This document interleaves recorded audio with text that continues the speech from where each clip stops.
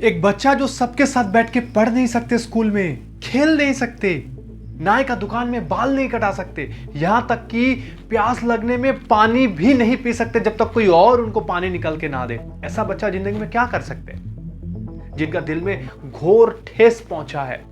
Society ने जिनको बोला है तू अछूत है, तू दलित है, तू आदिवासी है, तेरे लिए कुछ नहीं है, तू अलग रहेगा। ऐसा बच्चा कुछ नहीं कर सकते ना जिंदगी में। वो पीछे रह जाएगा, वो इतिहास का छुपे हुए पन्ने में रह जाएगा। यही स्वाभाविक है, यही आम बात है। आज जन्मदिन है वही बच्चे का। 1891 में जन्म होने वाला मध्य प्रदेश का रत्नागिरी गांव में डॉक्टर भीमराव रामजी आंबेडकर, जिन्होंने आज इतिहास का छुपे हुए पन्ने में नहीं है दोस्तों, जिनके ऊपर आज इतिहास लिखा गया है। भारत का संविधान का निर्माता भारत रत्न डॉक्टर भीमराव रामजी आंबेडकर। अगर आप गूगल करेंगे, अगर आप इतिहास पढ़ेंगे तो इनके बारे में बहुत कुछ लिखा गया है, इनके बायोग्राफी और वगैरह सब कुछ। लेकिन आज मैं आपको खाली बायोग्राफी नहीं बताऊंगा, बल्कि आज मैं आपको ऐसा 4 चीज बताऊंगा उनका जिंदगी से सीखने वाले हैं, और जो आप और हम अगर हमारी जिंदगी में प्रैक्टिकली उतार सकते हैं तो बहुत कुछ बदल सकते हैं। कहानी ऐसे जाता है कि पढ़ाई में उनका बहुत मन था। पिताजी ने जब समझा कि बच्चों का पढ़ाई में बहुत मन था और जीत पकड़ के बैठे हैं, तो कहीं ना कहीं जुगाड़ करके उनको स्कूल में भर्ती तो कर दिया।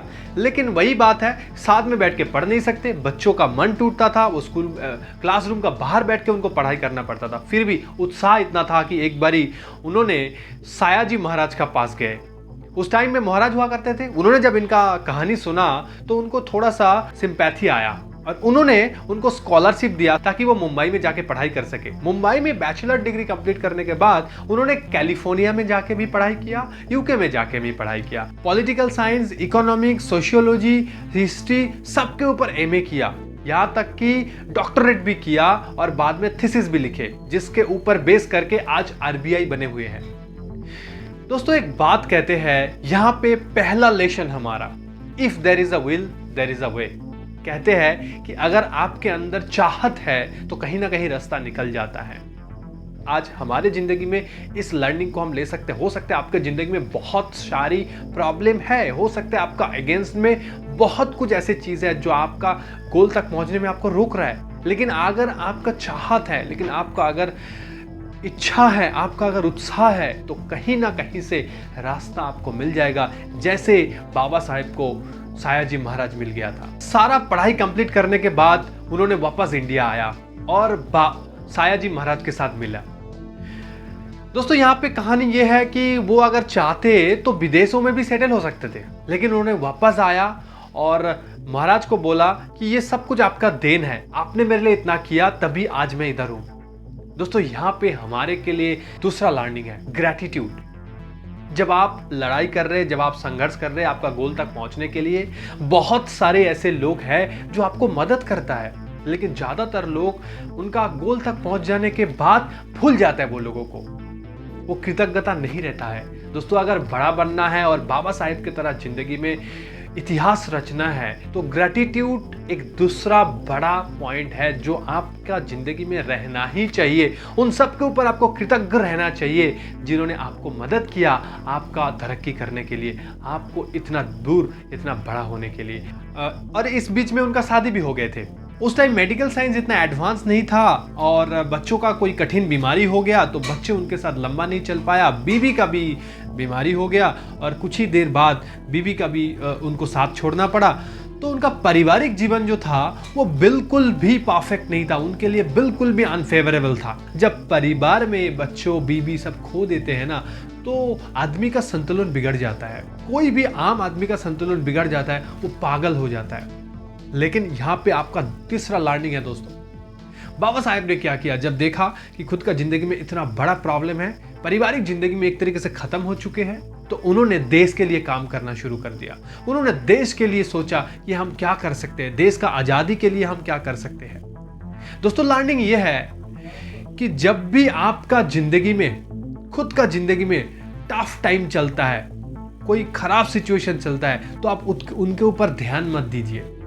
आप किसी दूसरे ऐसी चीजों के ऊपर ध्यान दीजिए जहां पे आप लोगों का मदद कर सकते हैं। हम उल्टा करते हैं दोस्तों। क्योंकि आपका जिंदगी में प्रॉब्लम है, क्योंकि मेरा जिंदगी में प्रॉब्लम है, तो हम पूरे दिन, हमारा दिनचर्या उसी प्रॉब्लम का अगल बगल घूमते रहता है, उसी प्रॉब्लम को लेके बातचीत करते रहते हैं, उसी प्रॉब्लम के ऊपर उलझ के रह जाते हैं और वो प्रॉब्लम और बढ़ जाता है। क्योंकि कहते हैं कि जो चीज़ों के ऊपर आप फोकस करोगे ना, वही बढ़ जाएगा। चौथा और आखिरी कहानी। दोस्तों, जब उन्होंने स्कूल में पढ़ाई करते थे, क्लासरूम के बाहर बैठ के वो पढ़ाई करते थे, लेकिन बड़ा मन था उनको पढ़ाई करने का। एक दिन टीचर ने उनको बुला लिया, बोला कि अब डेस्क में आ और बोर्ड में आके एक मैथ्स का सॉल्व कर। और वो आ गया और सॉल्व भी कर दिया। लेकिन अचानक क्या हुआ कि क्लासरूम का सारे बच्चों ने खड़ा हो गया और दौड़ के आया। बाद में देखे कि उधर उनका टिफिन बॉक्स पड़े थे, टिफिन में खाना था और उनको लगा कि ये अछूत है, इनका अगर परछाई भी उनका खाने के ऊपर आएगा तो भी उनका खाना खराब हो सकता है। दोस्तों, उस दिन जब उस बच्चों ने वो टिफिन बॉक्स को उठा के लेके जा रहा था ना, तो एक जो ठक ठक आवाज होता है ना, वो आवाज उनका कान से घुस के दिल तक पहुंच गया। उसी दिन उन्होंने जीत पकड़ लिया, उसी दिन उन्होंने ठान लिया कि कुछ भी हो जाए, अभी भारत से इसी सिस्टम को उठाना है और मुझे आगे बढ़ना है, बहुत आगे सीखना है, एजुकेशन लेना है और ये सारी सिस्टम को बदलना है।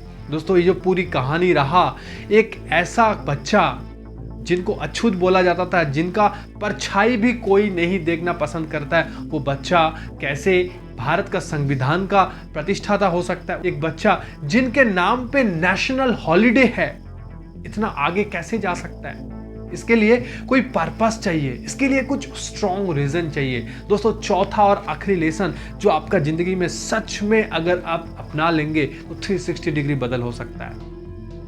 अगर आप कोई भी टफ काम को करते हैं ना, बार बार छोड़ने का मन करता है, बार बार आप गिव अप कर देते हो, लेकिन अगर आपके सामने एक स्ट्रॉन्ग रीजन हो, एक क्लियर विजन हो, आपको क्या करना है और क्यों करना है, ये रीजन अगर आपके सामने क्लियर हो गया ना, तो कोई भी काम आपके सामने हो, चाहे कुछ भी काम, बहुत सारी असंभव काम भी आप संभव कर सकते हैं।